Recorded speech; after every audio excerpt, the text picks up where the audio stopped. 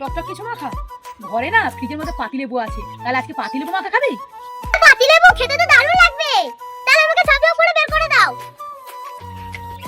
এই নে ধর পাতিলেবু, মাখা করে খা, খেতে কিন্তু দারুণ লাগে।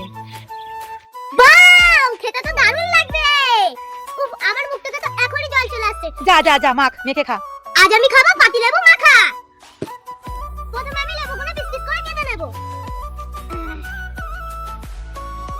হয়ে গেল আমার লেবু কাটা, এবার আমি মশলা দিয়ে দেব।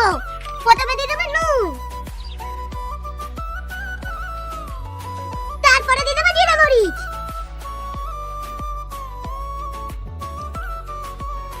এবারে দিয়ে দেব লঙ্কার গুঁড়ো, এবার দিয়ে দেব চিনি। এবার আমি সুন্দর করে মাখিয়ে নেব।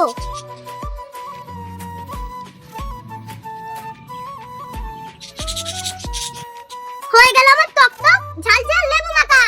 এবার আমি খেয়ে দেখব। বিসমিল্লাহ।